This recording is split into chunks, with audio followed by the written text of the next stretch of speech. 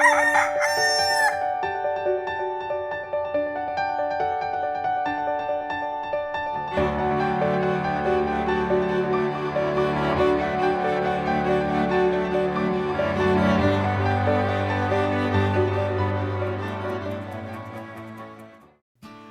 umaga po kapamilya, ako po si Father J-Boy at tayo na po at magkape at pandasal.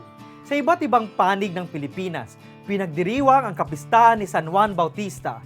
Kasama dito ang aking bayang Kamalig sa probinsya ng Albay. At sa iilang mga lugar, nakaugaliang basain ng tubig ang sinumang nakikisama sa kapistahan. Ang pagbabasa ng tubig ba ay isang walang kahulugang ritual? Kilala si San Juan Bautista bilang nagbibinyag ng tubig sa Ilog Jordan.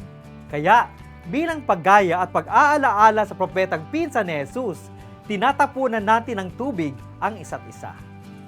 Palagay ko, kailangan nating makita ang mas malalim na kahulugan nito.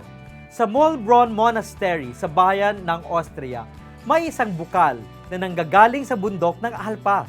Dumadaloy ito sa gilid ng bundok, bumabagsak sa isang lalagyang yari sa katawan ng isang malaking kahoy. Doon may nakasulat ng ganito: kahit sino ang maaaring uminom dito, ngunit may nagpapasalamat ba? Hindi kailangan magpasalamat sa akin, patuloy pa rin akong magbibigay ng tubig. Mga kapamilya, sa paggunita kay San Juan Bautista, alalahanin natin ang tubig na nagbibigay buhay. Sa gisag ni Jesus na patuloy na nagmamahal sa atin, kahit hindi natin sinusuklian o pinasasalamatan natin siya.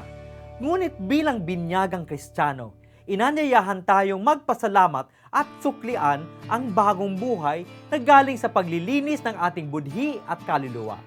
Pagdasal natin ang patuloy na paglilinis ng ating puso. Magandang umaga po.